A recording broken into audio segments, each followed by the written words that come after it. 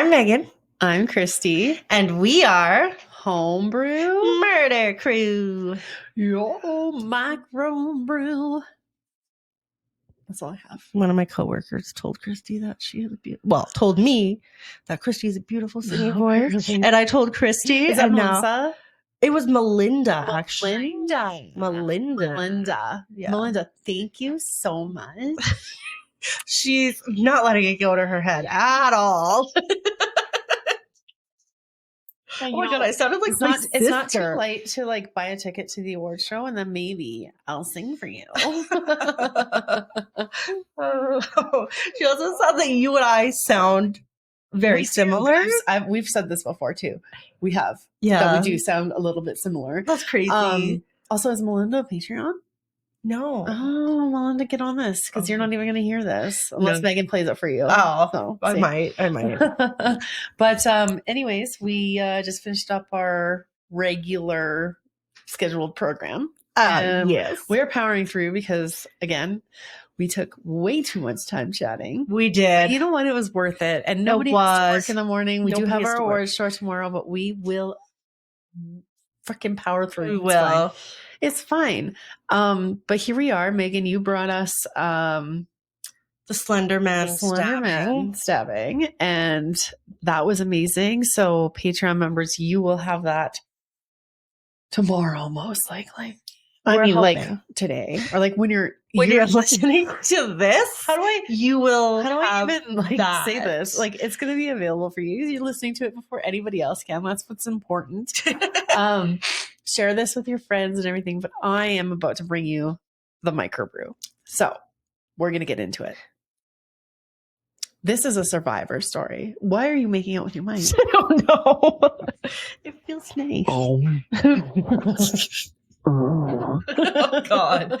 Oh, my. Oh, yeah. I have to turn the brightness down on this. Otherwise, I'm washed out. Mm-hmm. Okay. So this is a survivor story, but not in the sense that you might think. Okay. This isn't a murder, but it's a survivor story. Okay. All right. So the Canadian Rockies. Oh, I love the I'm bringing you the last story I did was Canadian, and it was Calgary, actually. Yeah. The story I'm bringing you tonight is, it's Canadian, but the man involved is from Calgary. Oh, wow. Yes. So anyways, the Canadian Rockies, this is a prime area for many hunties, I almost said. But it's not just the Canadian Rockies, the Rocky Mountain stretch from northern BC, almost from Northwest Territories down, and they go down to almost Mexico. Yeah. Pretty much. So they stretch. Stretch is real, let me tell you.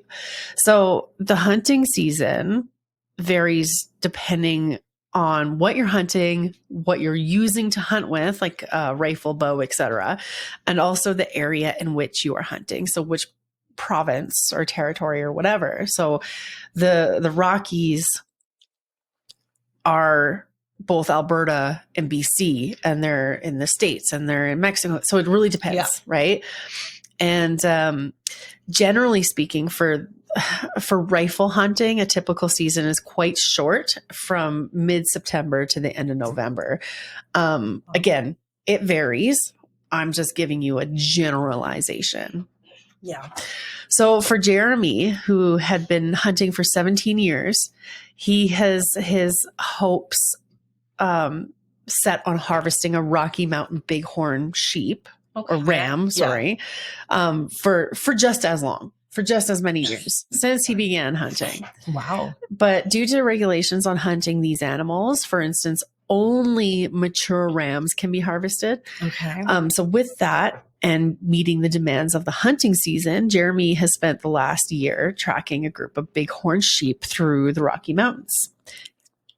So on August 24th of 2017, just after midnight, Jeremy, he's an experienced lifelong hunter and angler.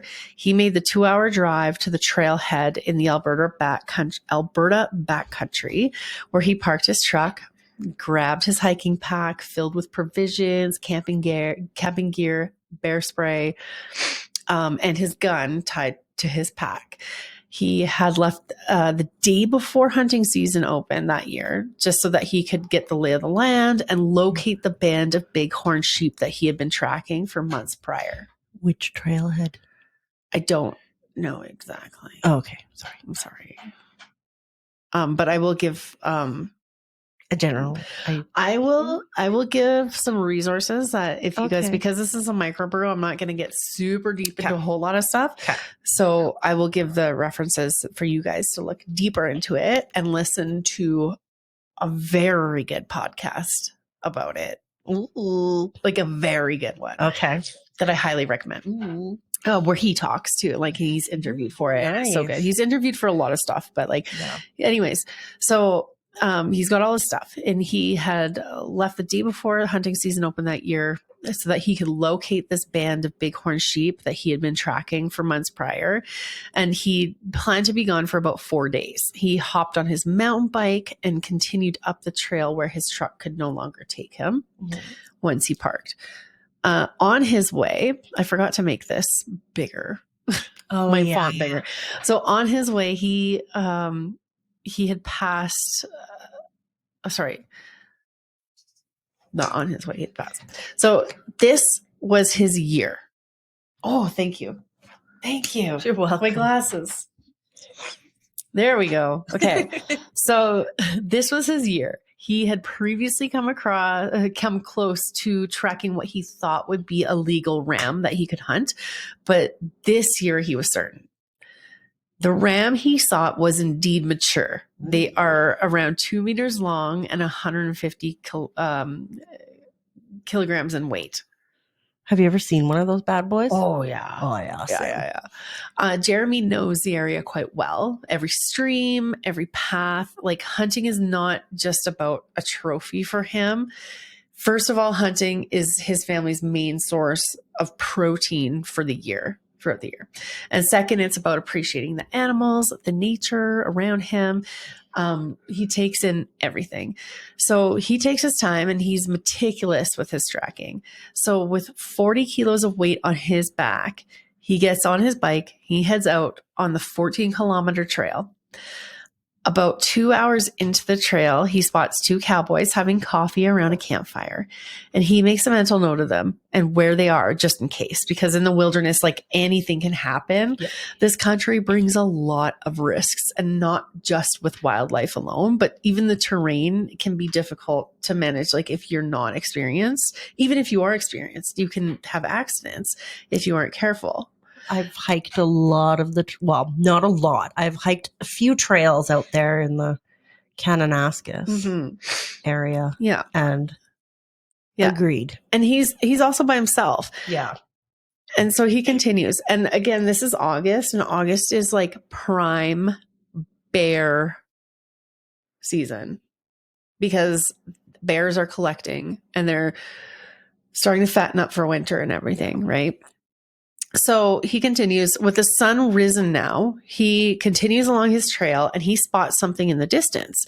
So he stops and he grabs his binoculars. He props himself up on his bike handles and everything, and he's looking out.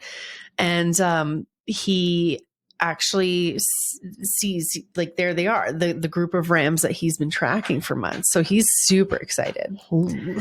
He continues slowly shuffling through the forest, trying to make as little noise as possible. And he stops again to peer through those binoculars. And as he lowers them, he sees a flash of brown just below him. His heart sinks into his butt. It would sink into my butt too. Yeah. He knows what this is. We know what this is. Mm-hmm. Yep. It's a baby grizzly bear. And as cute as that might be, where there's a baby, there's a mama. Yeah. There's a mama. A protective mama bear. Yeah. So, and this is where I wanted to mention at the top of this episode, I wanted to say, like, 2024 was the season of women asking, like, or saying, like, I choose the bear, I choose the bear. Yeah. Jeremy did not choose the bear. The bear chose him. And let's just bring a little sensitivity to that whole topic here right away. Yeah.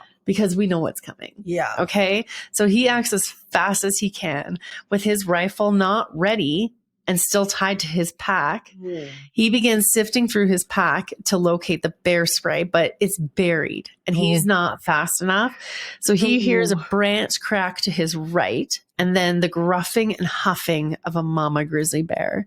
She's only a few feet away from him. Her paw is stretched out and bearing her massive claws, and the whites of her eyes are glowing.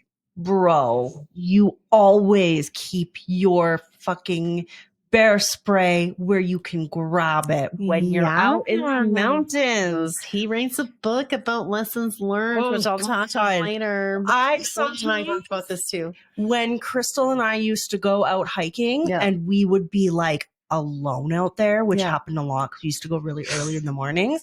We used to hike with our fucking bear spray at the ready in our hands. But like they used to tell you basically to like hide it and like so that you didn't like what's that word? Engage or disengage or whatever. Oh yeah. Like there's a lock on it. Accident. I know. Yeah. But like they used to tell you to it's like a conceal and carry or whatever type deal. Whatever, not to have it on your belt, not to have it in your whatever. But I talked to Nolan about this too. And he's like, no, you should always, and he'll talk about this too in his book, which I'm going to mention in a little bit, but it's buried and he's not fast enough. He hears a branch crack to his right and then the gruffing and huffing of a mama grizzly bear. She's only a few feet away from him. Again, her paws stretched out and bearing her massive claws, the whites of her eyes glowing. And as she begins her charge forward, he grabs his bike to shield him from her attack. Her paw gets stuck in the wheel of the bike and Jeremy grabs his rucksack, like his backpack, with the rifle still tethered. These hiking packs, like they have two, like the big ones. Yeah. They have two metal rails on either side because they're carrying everything that you need, like a tent, you're carrying a sleeping bag, you're carrying your provisions. This is a full-on hiking pack, like not just like a backpack. It's a full-on hiking pack. And so he takes it and he starts smashing her in the face with it. In the process, she had been able to grab and mar his left hand quite badly. But after a few smashes, she began to walk away as if she had lost interest. And as she does so, he has no idea if or when she's coming back. So he starts darting up the incline, thinking that if he can make it high, like to high enough ground, then he can just like leap onto a spruce tree and climb up from there to protect himself, since grizzlies can't climb. Black bears can climb, grizzly bears cannot climb. Yeah.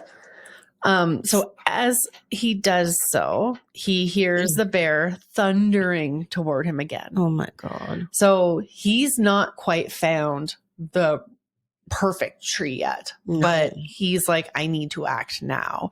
So he makes leap onto a young spruce tree that's not very tall, but he doesn't have a choice again. So as he's trying to shimmy up the tree, he looks down to see the bear as has her claws wrapped around his right leg, now wrapping her mouth around it. And he remembers it, just hearing the crunching sound that it made. And she pulls him, drags him down from the spruce tree. He rolls onto the ground, trying to hide under brush. He's wrapping himself around the tree and just trying to play dead. And she's trying to roll him over. Like, she's not done. She's trying to roll him over. She's patting at him. She's swatting at him and everything. And she's snarling and drooling over him, smelling like a wet dog mixed with manure is how he describes it. That's what I've heard. Yeah. Is that if you're out in the forest and you smell wet dog, there's a good possibility there's a bear around. So she has her mouth open wide and he takes this opportunity and like, there's so much more to this, and that like he gets so much more descriptive than what I'm getting. Yeah. But I implore you all to, number one, read his book, which I will mention at the end of this episode. And number two, that it's like real survival stories from Noiser is the one that I listened to that led me to this. Where he's interviewed and he describes it in such great detail, but I don't want to take away from what he can describe. You read his book? I didn't read the book, no, but anyways, he smells this. Mm-hmm. Where am I? So she opens her mouth wide and he sees no other option. He takes this opportunity to shove his fist deep down her throat, grabs her tongue, like past the little fucking dangly ball thing or whatever. If bears even have that, I don't know. Put down her throat, grabs her tongue, her big thick ass fucking tongue, and he just hangs on and he pulls. And she starts choking and she's whimpering and squealing like a pig. She eventually runs off, scampers back into the woods. So he scurries back to his pack, to his rifle. And in this moment, he's like stunned. He's probably mangled. He's in pain. Like he knows he's in pain. He knows he's bleeding, but he doesn't know the extent of it because like it's your adrenaline is pumping so hard in this moment that you're not feeling every extent of your injuries, right? So at this time he pulls out his phone and he's just like, well, I don't have a mirror, so I'm just going to take a selfie, right? Yeah. So he takes a selfie to see what he looks like, and he's completely unaware due to all the adrenaline, obviously. I am not ever going to post this photo on social. So Jesus. If you do have a morbid curiosity to see it, you can Google it. It's probably on rotten.com. It might be on his Facebook or not Facebook, sorry, but his Instagram, which is like a Grizzly Dude 1 or something. Yeah. If you want to follow him. But he pulls out his phone. Oh my God. Takes a selfie. And he knows he's in pain. He knows things aren't great. But I don't think he knows the extent. Oh God. Oh my God.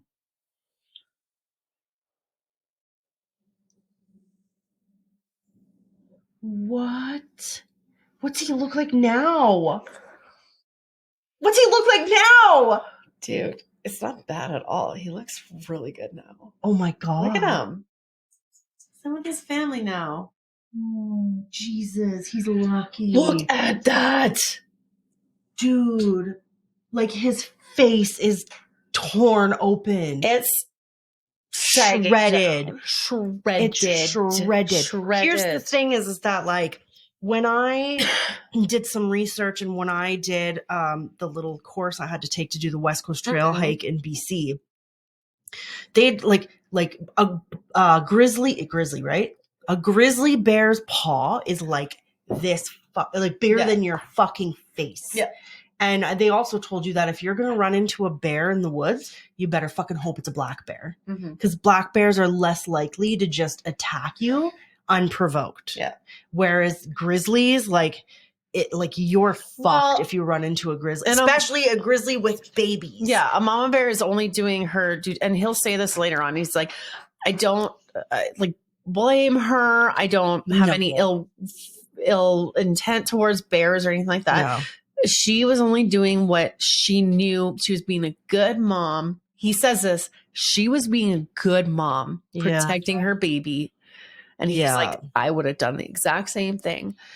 And anyways, so if you guys see that image, let us know in the comments. But I'm certainly not going to post it. It is uncanny. Wow. I've never seen anything like that. That's wild. But he reaches into his pack for his first aid kit, but there ain't nothing that's going to help him with this. No. So now he gets his rifle. He's getting ready to load it. He's fumbling with like the clip and everything and getting the bullets into the clip and all this stuff. And please don't tell me shit. His fingers just all of a sudden let go of the bullets and the gun. And he smells her first before he hears the cracking of branches behind him. She's back, but wait. Those weren't branches cracking. No. That was his skull. Oh. And that's why he let go of the bullets in the rifle. because she was cracking his fucking skull. Oh my God. So she had his entire head in her mouth, and he manages again to fight her off. And then she leaves once more. Oh God. Okay. So this was the third and final attack from her. Oh God. Okay. Thank God. The third and final attack. Jeremy begins fumbling for the bullets that he dropped. But instead he's feeling on the ground. He has reduced visibility. Like he can't see. You saw the picture. Mm-hmm. He can't see. He's lucky his eyeballs are still in his sockets because everything else is just hanging there. Yeah. By a fucking thread. Mm-hmm. So he's feeling around the ground. He's feeling for these bullets, but instead he finds his mustache. And then over here, here's his goatee. And then, oh, that's my ear. He's finding pieces of his face on the ground. Oh my God. Did they sew his ear back on? Well, he never took any of this stuff. Oh God. So he finally finds the bullets, and with limited visibility due to his injuries, obviously he loads his gun. Good for him. He also finds his phone, and although he doesn't have any reception out here, he texts his wife a goodbye message because his goal right now is like to make it to a point where somebody will find him that she'll know what happened. Yeah. He doesn't want her to be left wondering, where did my husband go? Yeah. Right? He wants to be found regardless of how brutal it looks. You know, that's his goal. Yeah. And so he finds his phone, sends this message to his wife, hoping that eventually it'll get to her. He fires off a few shots. Like at this point, he knows it's not ending well for him. No. Like he's pretty much resigned himself to death. Yeah. He fires off a few shots, hoping that it'll get the attention of anyone else who may be out hunting near him. He's resolved himself to death at this point. So after that, he just wants to be like, he wants somebody to find his body, right? That's it. Yeah. Find my body. Here I am. Find my body. Yeah. But now at this point, he's like, I don't want to suffer anymore. Yeah. So he brings the gun to whatever's left of his chin. I was gonna say, don't say it's chin because it's not there anymore. I know. I'm sorry, Jeremy. We're not laughing. We're not laughing. I'm sorry. That was so insensitive. But like, he lifts the gun to where his chin would be. Click. Or he's out of bullets. He tries again. Click. Bro, that is a sign from the higher being. More time. Click. Oh, fuck. He's like, he just loaded this thing. He only fired a few shots off. Yeah, that's true. So he's like, what the fuck? So he, aims the gun toward them into the abyss, the mountains, and then fires, and boom. Somebody's looking out for Jeremy, man. Okay, strange, he thinks. He'd wanted to end his suffering, but that wasn't going to work for him, it seems. So he fumbles for his phone and finds a place for himself to just lay down and die. Essentially, he finds a place for him to lay down and die. And he finds his phone. He's navigating for his music app or whatever. And all he wants is just peaceful music for him to fall asleep and die to. Oh. That's what he wants right now. So he finds it and he presses play. And what plays next is a song you never thought would actually motivate you to live. It's probably one that would make you want to kill yourself if you heard it over and over again. It's Baby Shark. No. No. Fucking no. Oh my God. I'm sorry. Oh God.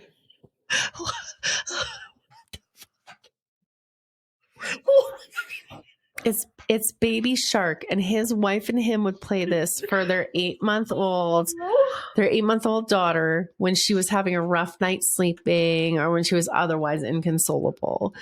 This this was his motivation to keep going. Yeah. Not the 3 shots that didn't fire. Kill him. Yeah. So with the song playing on repeat, Jeremy attempts to move himself toward the area where he had seen the cowboys earlier. He makes it, but unfortunately, they are no longer there. No horses, no packs, no fire. He knows there is a lookout nearby, Burnt Timber Lookout. And he figures there has got, do you know this one? I know Burnt Timber Lookout, yeah. Yeah. He knows there's got to be someone there. Is this off Highway 40? I think so. Yeah, maybe. He knows there's got to be someone there that can help, considering it is the start of the hunting season. But now he's taken a shirt, he's taken a shirt and wrapped it around his face to hold what's left of it together because his fucking first aid kit didn't do nothing. But he can barely see 3 to 4 feet in front of him. He knows the area well, however, so he manages with what little sight that he does have, and he's just feeling his way through the forest. He arrives at the outpost or lookout, and the place is all set up, but there were no horses. No one was there. Oh, no. But there was food. So he managed to open some cans of food for sustenance to keep going. And before he leaves, he realizes what a terrible mess he's made of the place. So he does the most Canadian thing I have ever heard of. Hold on a second. Let me find it. This man's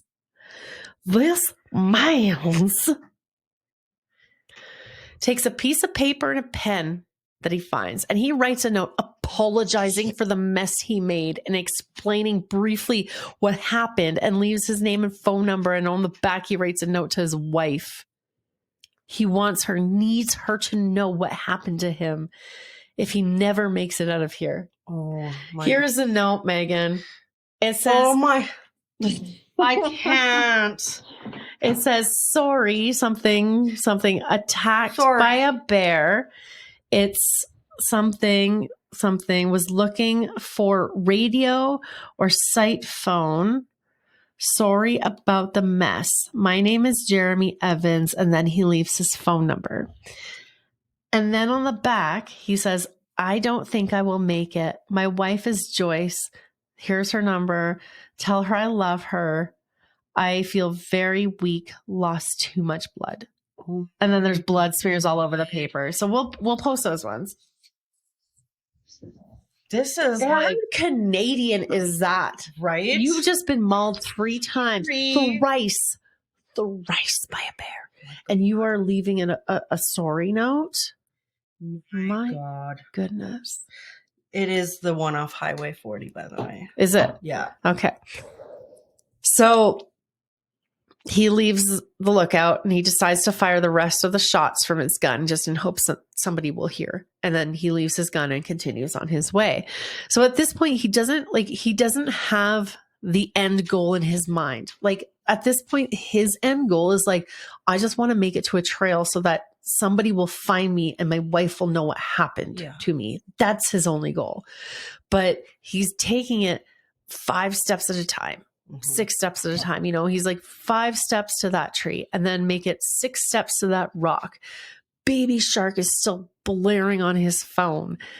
Miraculously, he makes it back to his truck. Remember, he biked 2 hours away from his truck. He makes it back to his fucking truck. He still has his keys. I don't know how. He still has his keys. Okay. And so using only the faint light color of the gravel road to guide him because he can't fucking see.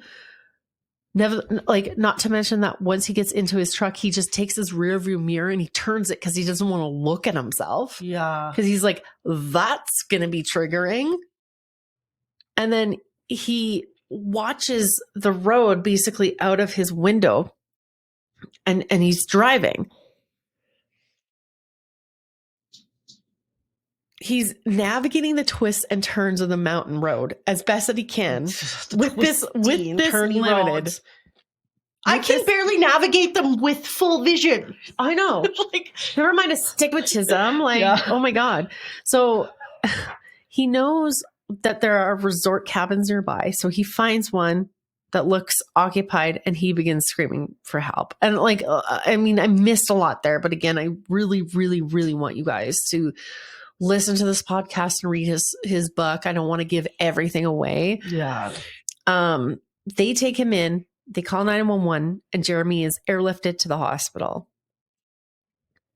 His scalp and face were destroyed, as you saw. Yeah.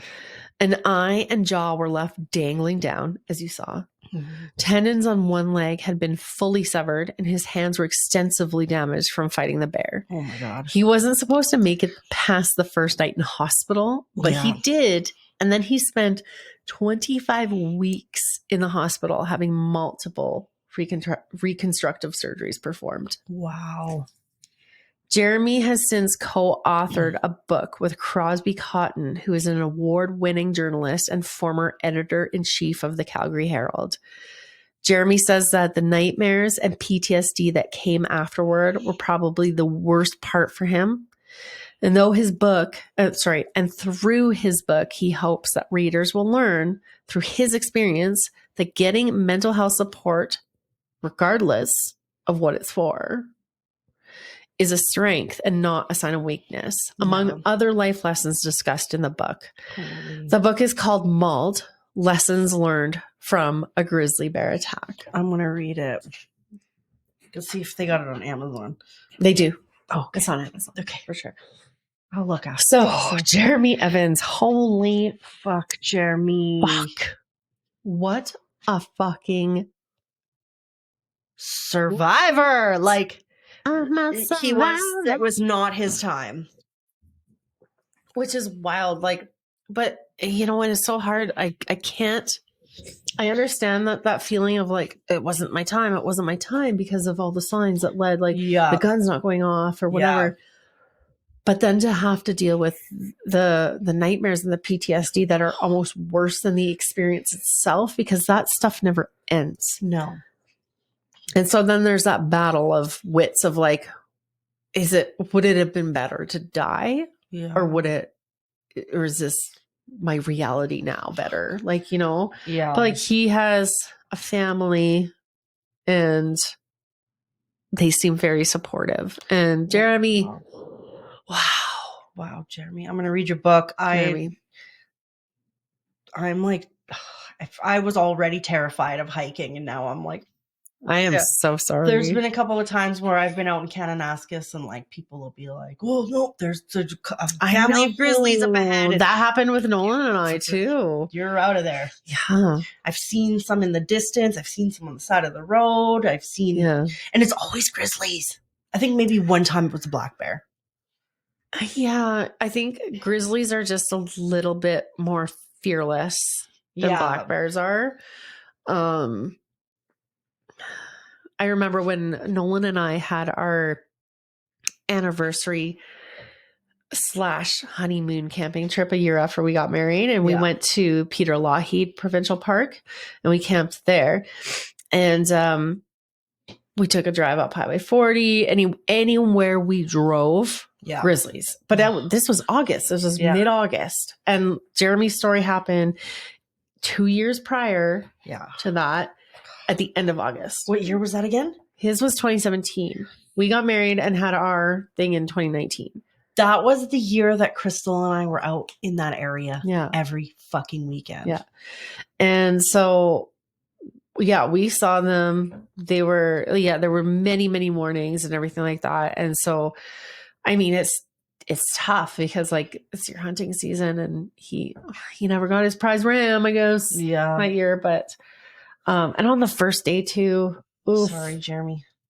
And especially like being that it's on your first day and you're planning to be out for 4 nights. And so your family is not expecting you home for 4 nights. Days, yeah. Oh, God. I don't like that. I don't like the way that makes me feel. Anyways, that's terrifying. Thanks for listening. Thank you for listening. Thank you so much, Kristy, for bringing this.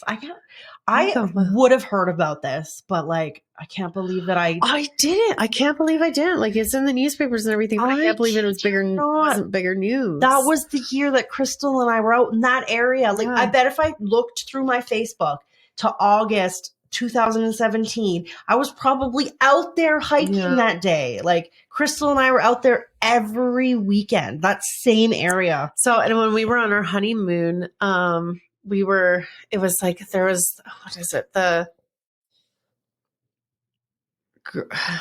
Kananaskis Lakes or something like that. But anyways, there's a trail. I forget what it's called. But yeah, one day we went to go head up it. And as we're going with the dogs and everything, there is a line of people coming down and they're like, nope, don't go. Mama bear and her baby. Mama bear and her baby. So we're like, okay, we went back and we decided to go a different day.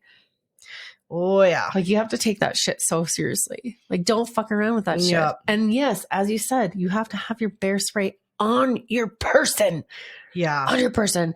And then when you spray it at the ground so that it sprays up at their face afterwards. Like, you can't just spray it at their face because then it's going to evaporate and not actually do what it needs to do. So if you're going hiking in these areas, just please be cautious. Yeah. Anyways, thank you so much for listening, you guys. Thank you so much, Kristy, for bringing us this terrifying. What day was it that this happened? August 24th of 2017. Okay. Yeah. Anyways, thank you so much for bringing this. You're so welcome. Now I'm terrified to go hiking, but thank you. You're so welcome. Alrighty. Okay. Bye, everybody. Bye.